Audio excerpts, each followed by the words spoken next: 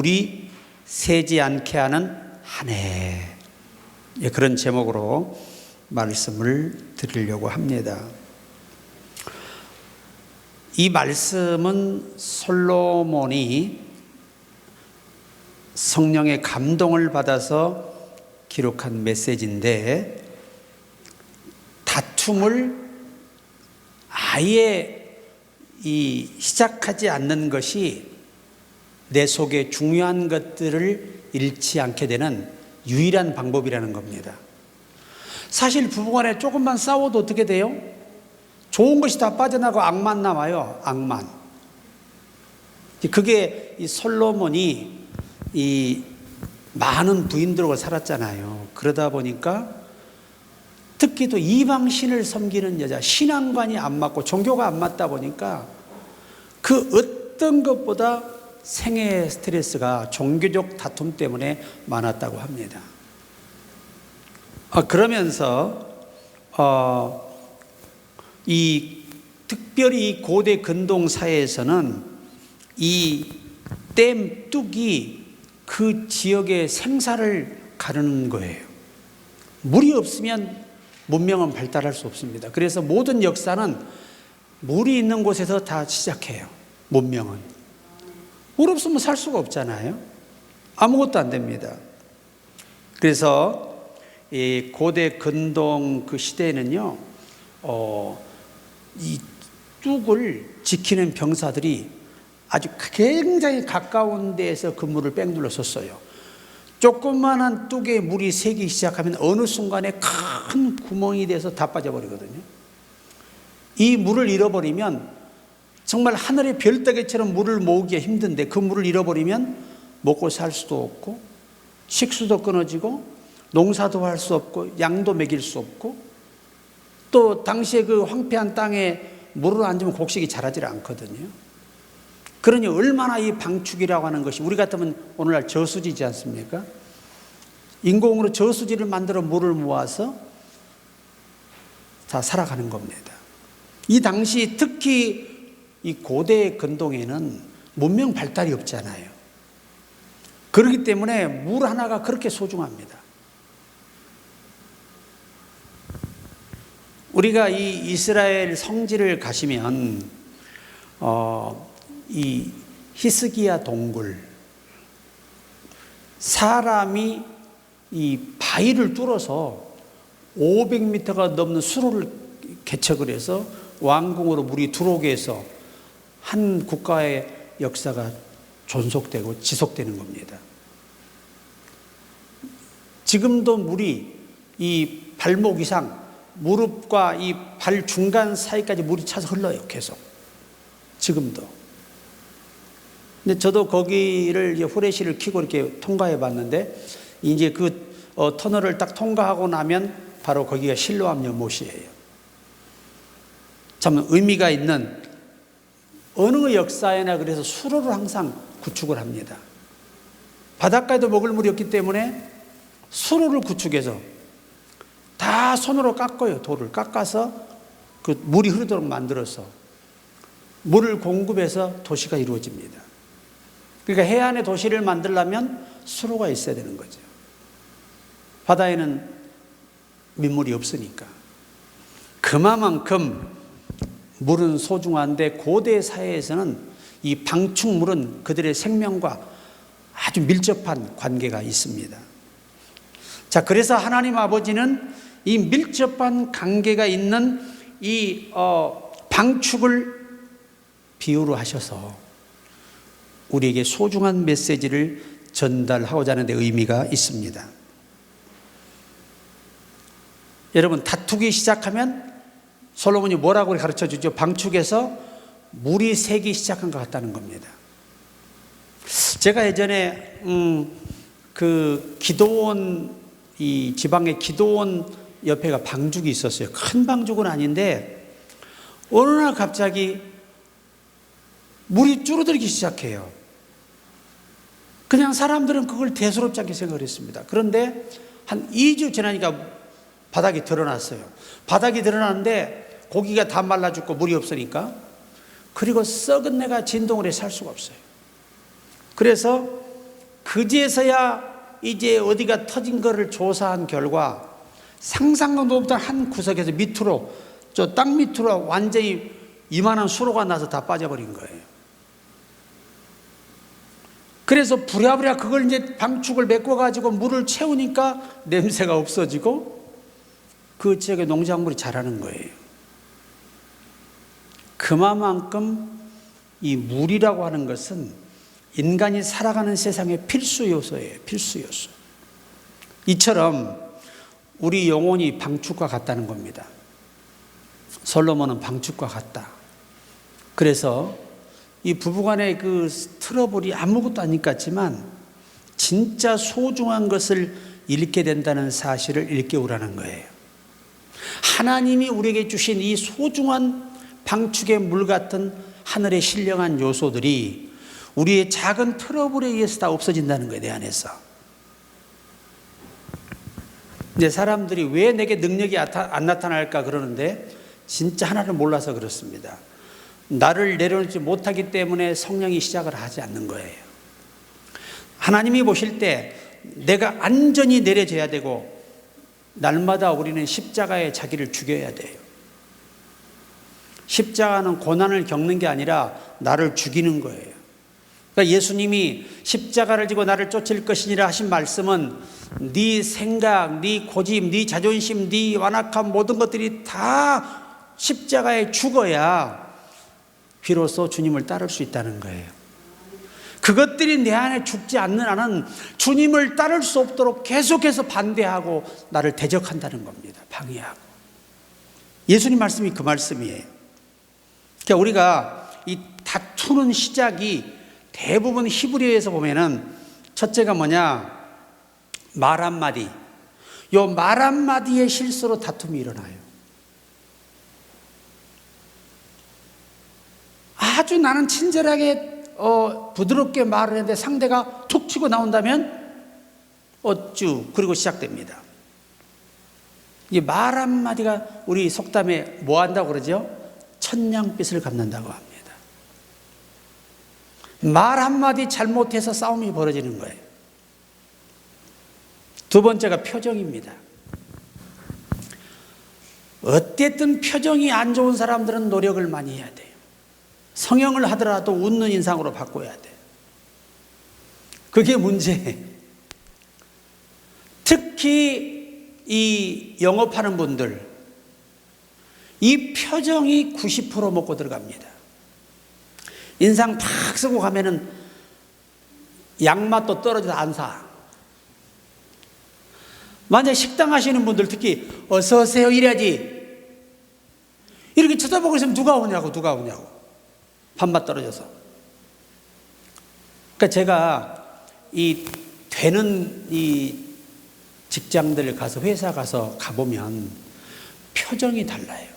그리고 이 언어 자체가 사람을 딱 끌리게 만들어요. 나는 이 옛날 우리 그 전통시장에 약장수 있잖아요. 말도 안 되는 약을 가져와 가지고 시골 노인네들 속여서 파는데 아주 그 사람들 말 들으면 못 낫을 병이 없어요. 만병통치해가지고 다 사가는 거야. 다. 누구만 안 사느냐? 나만 안 사. 왜? 난 어려서 잘 몰라. 근데 그때는 그게 와 어떻게 말을 잘하는지. 그리고 여러분 옛날 영화가 이런 영화관이 아니잖아요. 또 서커스 타임이 왔다 난리가 납니다. 근데 그 사회 보는 사람이 어떻게 밖에서 돈 내고 들어오지 않고는 견딜 수 없도록 만들어요. 참 이 표정이 중요합니다. 여러분 비행기 타보시면 스튜디오에서 얼굴이 어때요? 최하 그 정도는 돼야 돼. 밥맛 떨어지지 않으려면. 그러니까 우리 교회도 좀 표정 연기가 우리 교회는 필요한 교회예요. 새로운 분들이 왔을 때 정말 밝고 편안한 모습의 인상을 비춰준다는 것처럼 은혜로운 게 없는 거예요. 그것도 예수님을 위해서 해야 할 일이에요. 근데 벌써 딱 교회에 들어오실 때 보면 표정만 봐도 합니다. 오늘 참 좋지 못한 일이 많았구나. 얼마나 속이 오늘 뒤집어진 일이 많아서면 저렇게까지 다 이게 주름살이 빽빽히 채워서 오셔야 되나. 어떤 분은 입이 이만큼 나와 있어요. 다 보면 알지요. 수십 년 목회를 하다 보니까. 그러니까 여러분, 말 한마디, 표정이 중요해요. 이 부부간에도 좀 대화할 때 웃으면서 해야 되는데 인상 팍 쓰고 시작하면 앉아봐. 이러면은 이제 그날은 뭐 방충에 물은 다 새고 말라붙어집니다. 우리가 참 그 한 번의 표정이 중요하다. 그 다음에 세 번째가 뭐냐? 오해입니다. 오해. 추측하고 오해하고 이 의심하는 요소들이 다툼의 원인이 돼요. 그거 하나 때문에 모든 걸 다 잃어버리게 되는 거예요. 여러분이 앞으로 예수 잘 믿고 성숙한 생활을 하면 보지 않고는 함부로 판단하지 마라. 서로 성도 간에도 그렇고 목사와 교우 간에도 그렇고 사회생활도 마찬가지. 추측은 범죄를 낳을 뿐 자기를 망하게 할 뿐이에요. 정죄하는 죄에 빠지지요. 그러면 사탄이 뒤집어 싸가지고 들보가 씻겨버리죠. 이건 내 말이 아니고 예수님이 하신 말씀입니다. 그래 제가 웬만하면 저도 사실 굉장히 노력을 하는데 이 교단을 통제하다 보면 굉장히 신경이 쓰여요. 그분들의 신학사상, 성경적 해석관, 이러한 것들이 굉장히 저에게 고민거리가 됩니다. 그 다음에 이제 또 하나의 다툼을 히브리어 원천에서는 자존심, 이 자존심이 문제예요. 자기 자존심이 조금만 상했다, 그날 부응해하는 겁니다. 조금만 상하면 표정이 바꿔지고, 그래서 아직 신앙이 초보라는 거예요. 성숙한 신앙은 그런 거에 휩싸이지 않아요. 그러니까 성숙하다는 건 그런 사사로운 것에 시험 들지 않아요. 근데 우리는 예수는 오래 믿었는데 이 믿음은 없어요. 이게 문제예요. 믿음이 없어, 믿음이. 오래 믿어도 무슨 소용이 있어요. 하나도 컨트롤이 안 되는데. 어린아이처럼 똑같은 모습으로 기분으로 살아가는데, 감정으로 살아가는데 어떻게 이걸 성숙하다라고 우리가 점수를 줄 수 있겠어요? 마치 연세는 엄청 많은데 치매가 와가지고 행설수술한 사람과 똑같은 거예요. 그래, 신앙은 어린아이를 벗어버리고 장성한 사람이 되라는 겁니다. 부모는요, 자식 앞에서 그 아이들이 정신적으로 불안한 행동을 하지 않아요. 속이 썩어서 문드러져도 못합니다. 왜? 그로 인해 자식이 낙심할까 봐. 그래서 우리가 항상 이 다툼의 시작은 말 한마디, 그 다음에 표정, 함부로 오해하고 판단하는 것, 자존심, 요 네 가지 때문에 대부분 갈등이 일어나요. 무슨 말만 하면 막 소리를 지르고 막 인상을 쓰고 막 혈기를 내고, 이거 참 답이 없는 사람들이죠. 답이 없는 사람들. 신앙이 성숙하다는 건 모든 밖의 상황 때문에 속 사람이 상처받거나 흔들리지 않는 이 신앙의 경지를 진짜 믿음이라고 말하는 거예요. 작은 거에 기분 나빠하고, 작은 거에 실망하고, 작은 거에 낙심했으면 저는 지구상에 단 한 사람도 내가 상대하고 싶은 사람이 없어요. 단 한 사람도 상대하고 싶은 사람이 없다고. 예수 사랑 때문에, 예수님 때문에 하는 것뿐이에요. 그게 인간의 솔직한 마음이에요. 그만큼 사람이 사람을 믿는다는 게 어려운 거예요. 왜? 하루아침에 100번도 변하니까. 그게 사람이에요, 사람. 그런데 성숙해지면 그것을 초월할 수가 있어요. 그러니까 믿음이 부족하다는 건 눈에 보이는 모든 말 한마디에, 보는 거 하나에, 듣는 말 한마디에 속이 흔들리고 의심하고 정죄하고 판단하고 멋대로 자기는 거룩한 사람인 것처럼 남을 갖다가 막 정죄하는 사람들, 초보적인 신앙인입니다. 진짜 깊은 사람은 사람을 함부로 판단하지 않습니다. 왜? 하나님이 의롭다 하셨기 때문입니다. 그러니까 여러분이 환경의 작은 일 때문에 마음이 흔들리고 막 괴로워하고 기분 나쁘고 막 언짢고 이러는 분들은 아직은 초보 신앙이에요. 어린아이 신앙.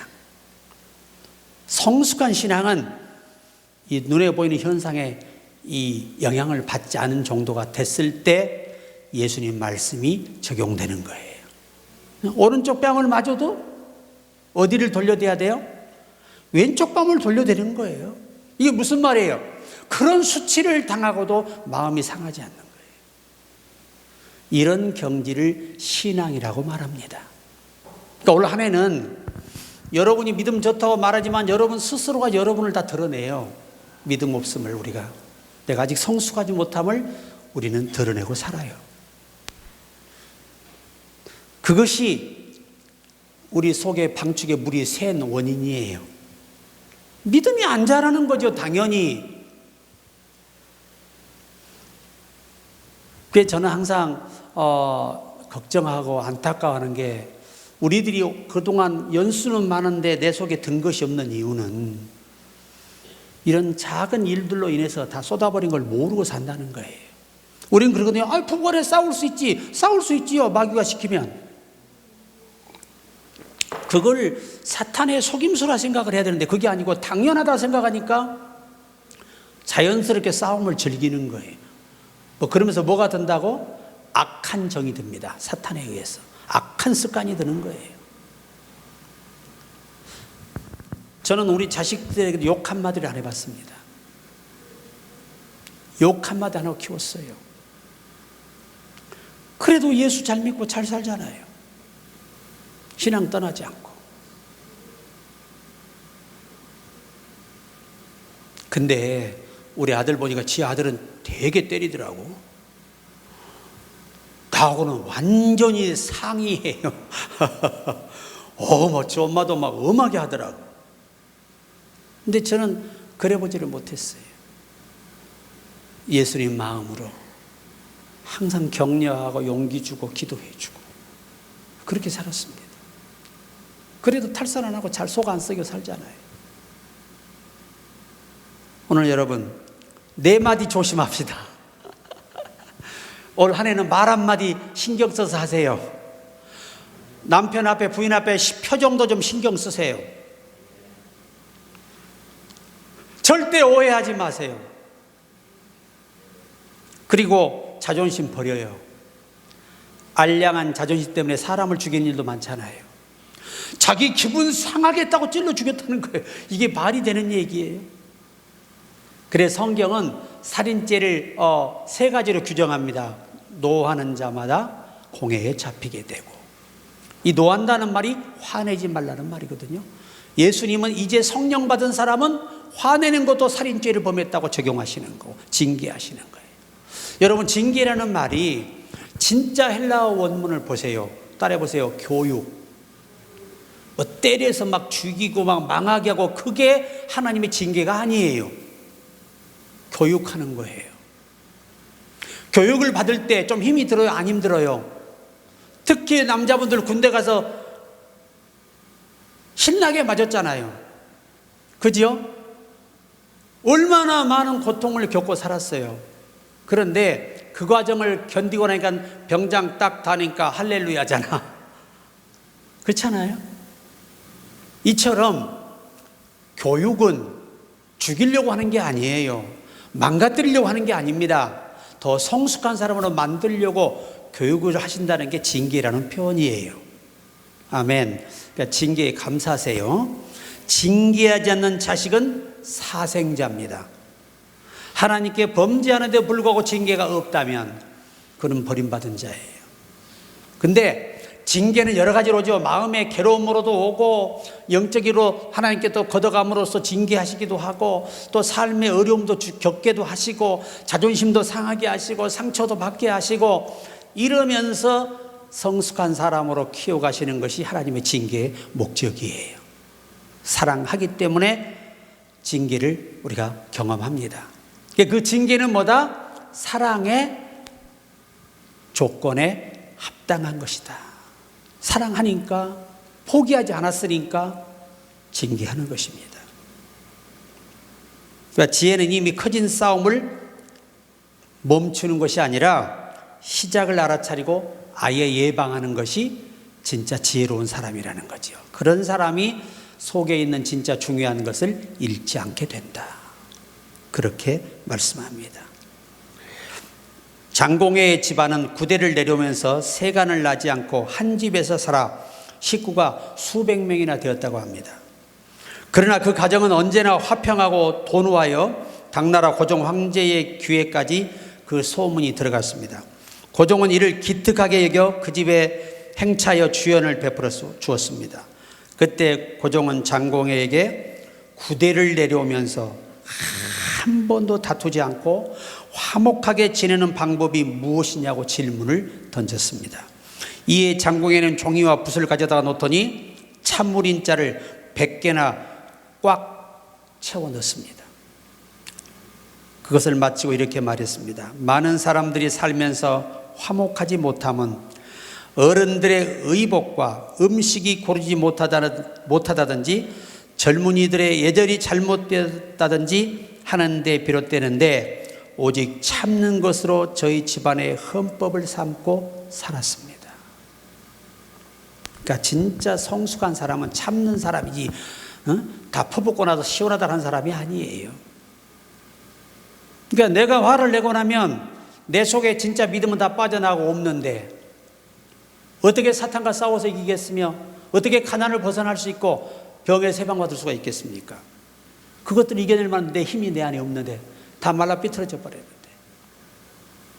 우리는 작은 말 한마디 실수에 여러분의 영혼에서 정말 소중한 것들이 빠져나갔다는 사실을 기억해야 되는데 삼손을 보세요. 능력이 있더라도 모르고 있잖아요. 모릅니다.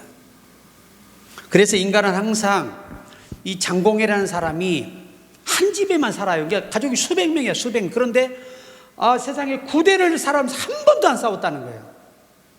그 싸우지 않는 이유가 뭐예요? 참았다는 거예요. 우린 참아요, 안 참아요? 애만 또 못합니다. 애만 또 우리가. 애기만 또 못해요. 참을 줄을 몰라. 요 입이 그냥 근질 해가지고 못 참어.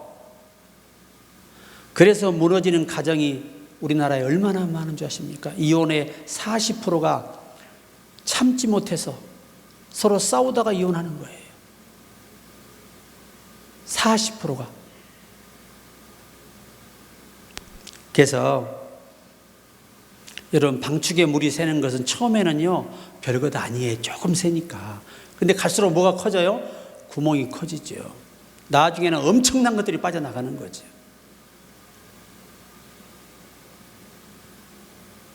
만약에 시간이 지나서 압력이 커져버리잖아요. 그럼 어떻게 돼요? 수압을 못 견디면 어떻게 되죠? 다 무너져 내려버려요. 만약에 정말 유튜브대로 중국의 산사댐이 무너진다면 그냥 대규모의 사람이 전멸하는 거예요. 여러분, 불보다 무서운 게 물입니다. 불은 소화시키면 되는데 물은 방법이 없어요. 저는 일본의 쓰나미 참상을 보면서 정말 눈 뜨고 그러잖아요. 한순간에 그냥 멀쩡하던 사람이 한순간에 그냥 다 덮쳐서 익사해버리잖아요. 그렇게 물이 무서운 거예요. 그래 여러분, 노아 시대에 8명의 전멸을 했으니 얼마나 많은 사람이 죽었겠냐는 거예요. 그럼에도 불구하고 멸망당하면서도 깨닫지 못하더라는 겁니다. 여러분, 지나치게 새 나가는 게 방치되잖아요.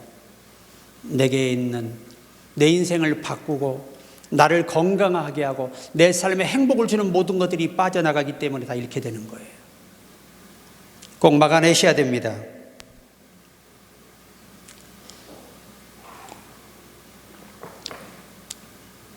하여튼 마음의 둑은요 굉장히 중요한 거예요. 그러니까 우리가 다른 말로 표현할 때 분노, 서운함, 비교 이런 판단들이 어마어마한 균열을 일으켜서 내 안에서 진짜 소중한 내 인생을 바꿀 것들이 다 빠져나가는 거예요. 가슴 깊이 새기셔야 됩니다.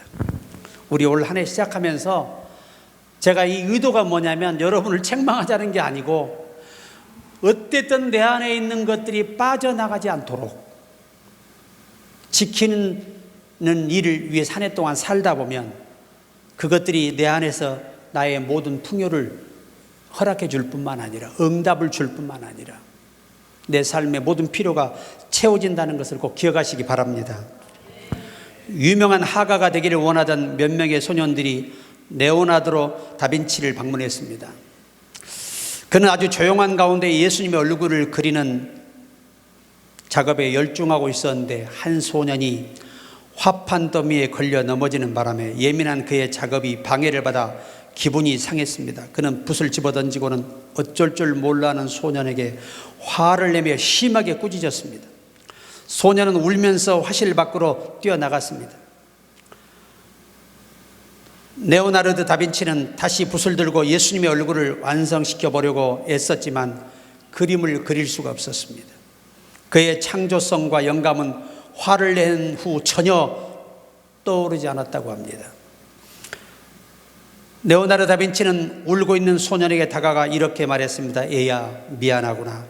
내 말이 너무 지나쳤다. 나를 용서해다오. 나는 너보다 더 잘못했구나. 너는 그저 화판에 걸려 넘어진 것뿐인데 나는 공연히 화를 내어 나의 생명 안에 흘러드는 하나님의 영감을 다 잃었구나. 나와 함께 다시 화실로 들어가지 않겠니? 그게 달랜 다음에 서로 기쁜 마음으로 들어가되 다시 영감이 떠올랐어. 그 예수님의 그림을 완성했다고 하는 거예요. 예수 믿는 사람들은 그 작은 화내는 거 하나에 진짜 필요한 것을 잃어버리게 돼서 그로 인해 아무것도 할 수가 없게 되는 거예요. 깜깜해져 버리는 겁니다.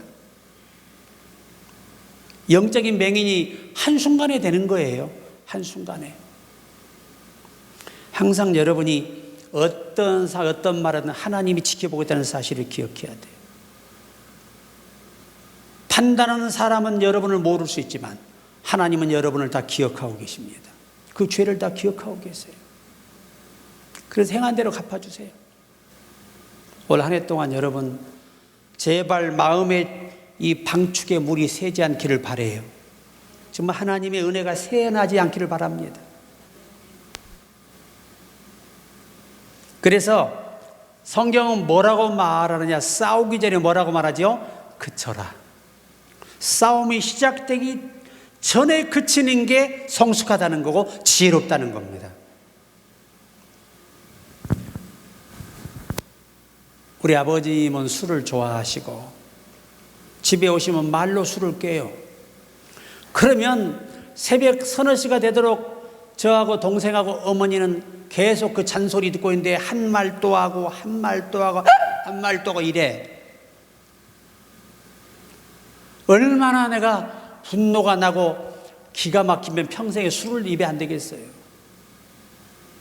왜? 우리 아버지처럼 살기 싫어서 술을 안 먹는 거예요. 그런데 우리 어머니는 말이 없어요. 자식들 앞에서 아버지에 대해 단 말 한마디가 없습니다.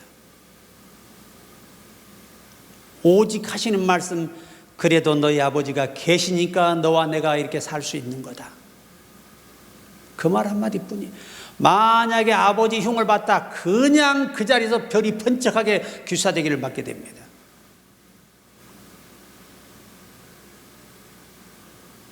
말을 못해서가 아니었어요. 제가 아버님 돌아가시고 한 10년 있다 물어봤어요. 생각에 어머니 왜 이렇게 참았어요? 그랬더니 안 참으면 엄마만 참으면 되는 것을, 엄마만 아프면 되는 거야.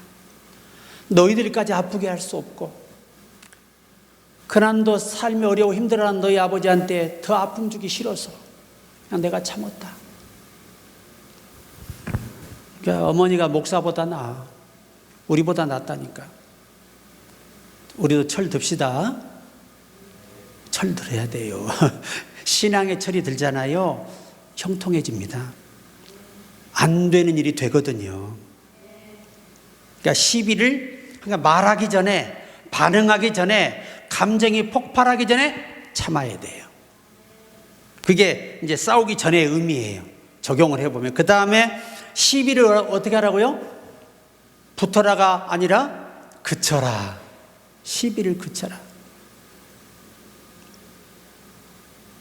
근데 대부분 이 남편들의 그 집회가 이 상담을 해보면 하여튼 상담을 하면 서로가 불만밖에 없어요. 남편에 대한 불만, 아내에 대한 불만밖에 없어요. 그러니까 뭐라고 하냐면, 목사님 제가 은혜 받고 가잖아요. 집에 가면 다 쏟는다니까 왜 저 인간이 꼭 그렇게 만든대. 저 인간이 그렇게 만드니까 자기가 그렇게 만드는 걸 모른다는 거예요. 그것이 자신의 잘못임을 모른다니까, 사람은. 그러니까 항상 남을 판단하고 정죄하는 거예요. 자기는 굉장히 의로운 사람이고 깨끗한 사람이고 아주 남을 죽여도 될 사람처럼 착각하고 산다는 거예요. 그러나 그 마음속에 사단이 역사한다는 사실을 전혀 모른 채 말이죠. 앞으로 여러분, 우리는 한 해 동안 무리 안 세려면 남의 좋은 점만 칭찬하시고 나쁜 점은 기도해 주세요. 그러면 주께서 생명을 주시리라 약속하고 있습니다. 이제 시비를 그친다는 히브리어를 보면 그치다, 멈춘다, 끊다, 물러서다 이런 뜻이거든요. 한 발 물러서는 게 낫겠죠. 아마 목사의 가정이라도 하나가 안 차오면요, 맨날 싸워요, 맨날. 어떤 목사님은 저한테 그러더라고. 우리 집은 20년 동안 매일 싸웠대. 야, 그리고 어떻게 목회를 힘들게 하셨을까? 그러면 주일날 아침에 싸우고 나온다는 거야. 왜 싸우냐? 왜 누구한테 잘 보이려고 머리에 기름까지 바르고 그렇게 거울만 쳐다보고 있냐? 성경 좀 보지. 그런다는 거야, 아침에. 그러면 공인이 성도 앞에 오는데 그러면 깨재재하고 나오면 되겠어요? 그리고 우리 남자분들도 항상 신사가 되어 사시길 바라요.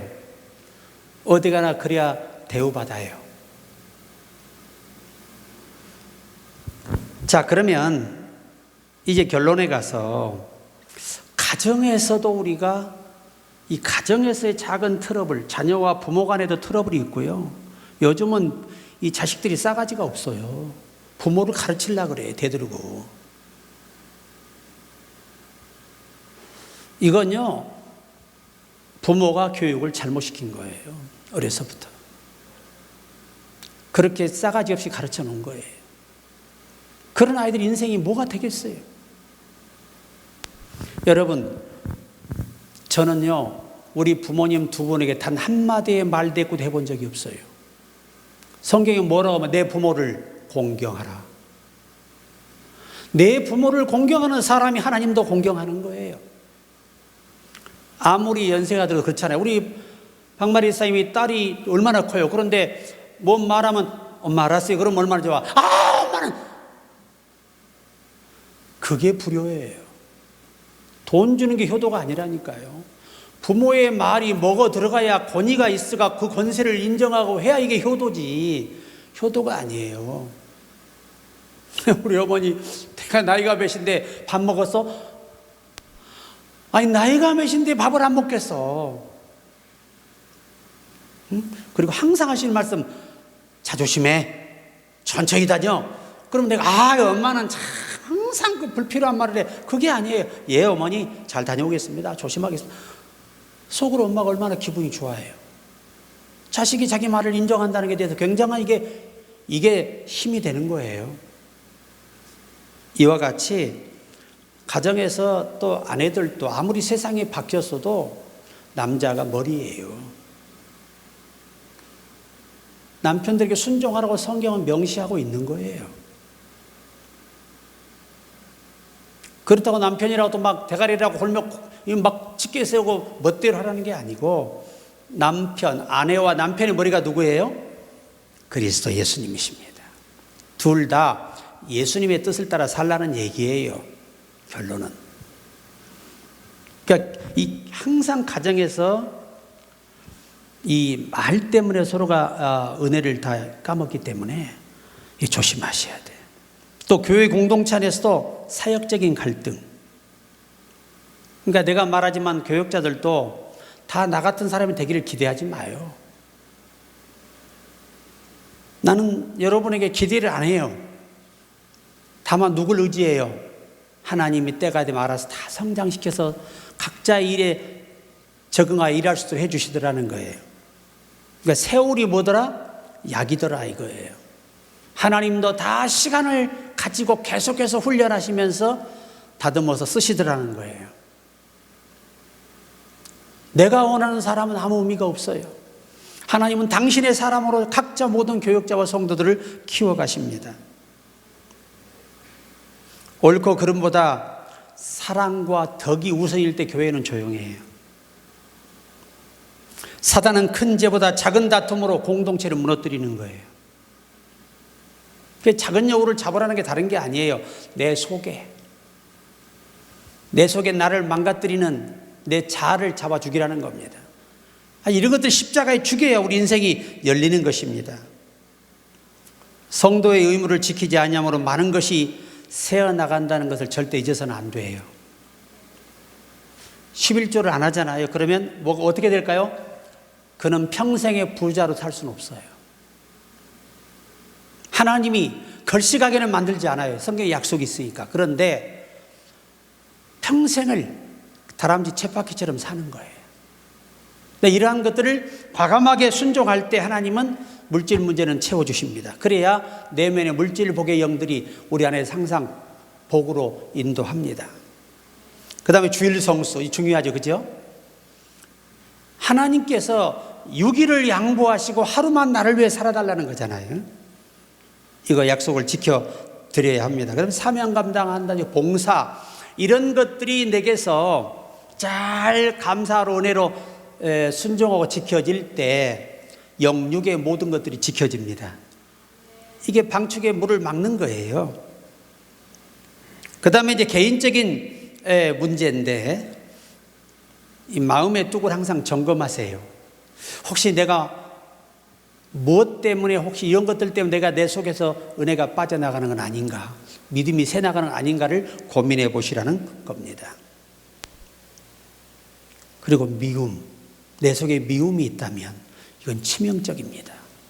무시무시한 이 압력을 가해서 뚝이 터져요. 섭섭함, 항상 여러분은 그러죠.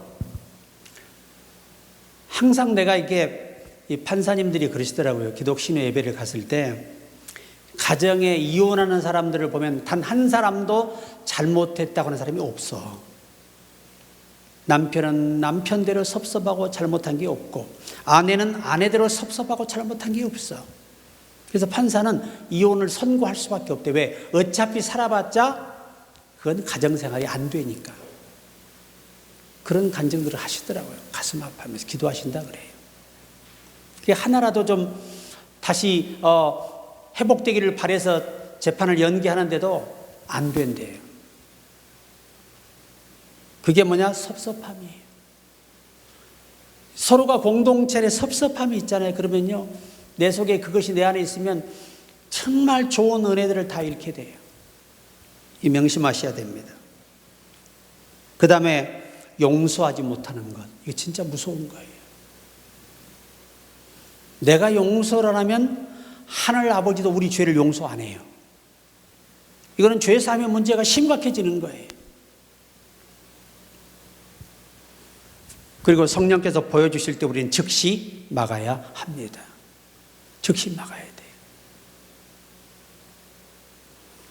제가 이 간증을 드리고 마치려고 하는데, 제가 전도사 때예요. 우리 교회에 갑자기 주일날 10가정이 우리 교회로 왔어요. 그때 제가 산에 가 기도하는데 한 가정을 과거 그들이 만나기 전부터 화면으로 쫙 파노라마로 돌려줘요. 그래서 내가 담임 목사에게 상담을 했더니 담임 목사님이 노발대발 하시는 거예요. 어디 건방지게 전도사가 감히 목사 앞에 와서 뭐 영안이 떴니 다쳤니 그따위 소리 하고 있냐 이거죠. 하나님이 보내주셨으면 감사함으로 받아야지. 그런데 그 사람이 당시의 시장이었어요. 시장. 그러니까 요 사람이 시장이니까 그 사람 말 한마디 9팀이 다 좌우되는 거예요. 그래 내가 밤에 퇴근할 때쯤 그 시청 앞에서 기다렸다가 제가 대화를 했습니다. 집사님, 회개하셔야 합니다. 그렇지 않으면 시장에서 내려오셔야 되고 구속되시고 인생은 파멸로 갑니다. 주의 종 멱살 잡고 뺨을 때리고 침을 뱉었던 거 회개하십시오. 인상이 그냥 확 이그러져 버려. 그러니 그 다음 주에 7가정이 교회를 안 왔어요. 그 사람까지. 3가정만 남은 거예요, 이제. 그리고 3개월이 흘렀습니다. 이 시장이 뇌물 혐의로 구속이 됐습니다. 시장직이 파면됐습니다. 그리고 그가 3년의 징역형을 살고 나왔는데 해필이면 위암 말기여서 2주 있다 죽었습니다. 회개도 못하고 그렇게 비참하게 죽었어. 그 사람이 이씨인데 지금도 아쉬워요. 하나님이 보여줄 때는 회개하고 살라고 보여준 것인데 그걸 깨닫지 못하는 거예요. 이 성령이 보여주실 때 막아야 되는 것. 바로 이럴 때를 두고 한 말입니다. 자, 결론입니다. 싸움의 힘은 문제가 아니라 지혜가 있어야 합니다. 지혜가 있어야 돼요. 하나님은 우리에게 이길 용기보다 멈출 지혜를 더 기대하신다는 말씀이 오늘 팩트예요. 입이 근질근질해도 참을 줄 아는 법을 배워야 성숙해. 말에 실수가 없는 사람이 온전해지는 거예요. 제가 이렇게 총회 회원들의 말들이 돌아 다 내게 들어와요. 근데 집에서 얘기 안 하잖아요. 얘기하게 되면 이 말이 번지면 내가 그 사람들 꼴을 어떻게 봐요? 알아도 못 들은 척해야 내 앞에서 연기라도 할 거 아니에요. 근데 그게 내 눈에 보이는데 어떻게? 기도하는 사람인데. 그래 제가 참 안타까울 때가 많습니다. 지금 내 마음에 새고 있는 작은 물줄기는 과연 무엇이 원인일까를 고민해 보십시오. 그리고 오늘 멈춰야 할 말, 내려놓아야 할 점을 항상 염두에 두셔야 돼요. 그래야 성숙한 사람이 될 수 있습니다. 여러분의 가정, 여러분의 기업, 여러분이 하는 모든 일은 여러분의 재능이 뛰어나는 게 아니에요. 하나님이 형통한 복을 주셔야 비로소 이루어지는 겁니다. 사람이 하는 게 아니에요. 모든 것 하나님이 하시는 거예요. 저 40년 목회 넘게 했어요. 단 한 번도 사람을 기대하고 의지해 본 적 없어요. 오직 하나님만 바라봅니다. 그러면 알아서 다 보내주셔. 때가 되면 다. 여러분도 그런 믿음을 가지고 내려놓고 주께 맡기고 사시라는 거예요. 그래서 올 한 해 동안 우리가 정말 최고의 한 해를 누리는 우리 되기를 주의 이름으로 축복합니다.